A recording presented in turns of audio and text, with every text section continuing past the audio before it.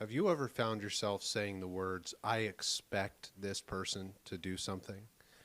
If you have ever expected somebody to do something or expected something from someone, then this video might be for you. I was having an important conversation with someone today, and we were talking about expectations.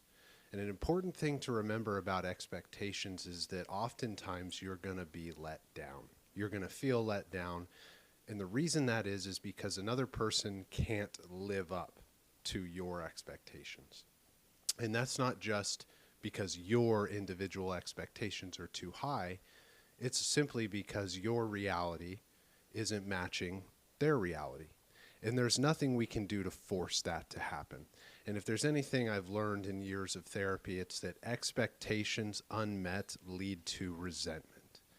And resentments are a really powerful emotional experience. When we resent someone, oftentimes we have a lot of anger, there's a lot of hurt there, and not a whole lot of acceptance, not a whole lot of forgiveness. And so if you're dealing with resentment towards somebody because you feel like you expected them to behave some way and they didn't, then I'd like to encourage you to listen to this video and to try to challenge yourself with some of the things that that me and this individual had talked about today. And one of the really important things to remember with expectations is that the other person, it's not that they don't want to be in your life. It's not that they don't want to be helpful. It's not that they don't want to help you meet your needs. It's oftentimes because it's not what they need or it's not what they want for their life. And that can be really hard when it's somebody that you love.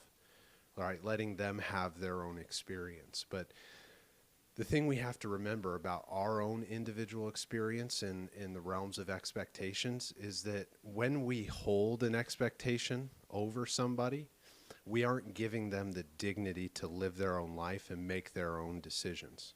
And so it's really important to give yourself the dignity, right, to make your own decisions. And I think everybody would agree with that. But it's also equally important to give other people their dignity, all right? That if you've requested something of them or you would like them to behave in a certain kind of way, but they're either incapable of it, don't want to, or aren't ready to, we have to give those people the dignity to make those decisions, even if that decision ultimately would be a mistake.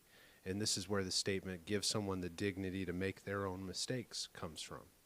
And the reason that's so important is because if you feel let down by someone's behaviors because you expected them to behave some kind of way, and then you become resentful, you may find yourself behaving in ways that you don't like in yourself when you interact with that person. And this is one of the biggest problems with resentment. It's one of the biggest reasons people find themselves in pain in their relationships is they had a high expectation, the expectation wasn't met, now they feel resentful, and they don't do anything with the resentment. And so ultimately, in order to let go of expectations, we typically have to look at our resentments and ask ourselves, am I willing to let this go? Am I willing to let go of control, let go of the outcome, let go of the expectation? And that requires some pretty deep insight, some pretty deep work into looking at ourselves. It probably won't happen overnight, but on some cases it can. And I would encourage you, one of the really powerful ways I utilize this in my practice with my clients is I encourage them to journal and take an inventory, not just of their daily life, but of their relationships and where they have expectations in relationships and where they could work to let go of those expectations.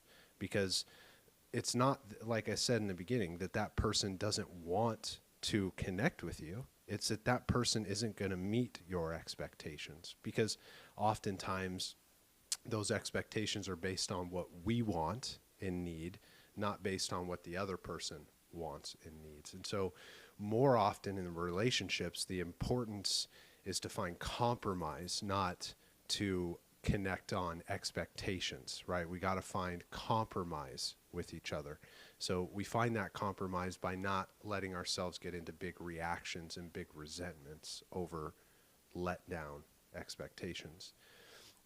In an interesting example that I'll kind of wrap this up on is we were talking about long-term expectations on family members in our lives, like things that we would have expected of our parents or things we would have expected of siblings and so on and so forth. And one of the things we kind of ended on was, at a certain point in the healing process, I stopped looking at all of the ways in which that person was letting me down. I stopped looking at all of the ways in which maybe that person wasn't capable of doing things the way I wanted them to, or wasn't willing to do things the way I wanted to, or wanted them to.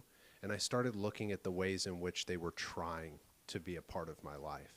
And so I want to encourage you guys today, and I thought it was just a powerful conversation and something I wanted to relay, is that if we start looking for the ways that people are trying, the good deeds that people are doing in our lives, the things that people are doing to try to connect with us, I think if we spend more time taking a look there, I think we'll let go of a lot of difficult emotions. I think we can let go of a lot of pain and a lot of hurt.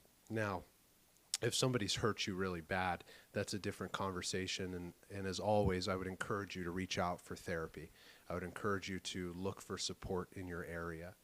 And so, we don't want to discredit the depth of pain that can occur when expectations and resentments are really high. So if you related to any of this, if you like this message, I'd love to hear more from you so that we can address this as an ongoing conversation.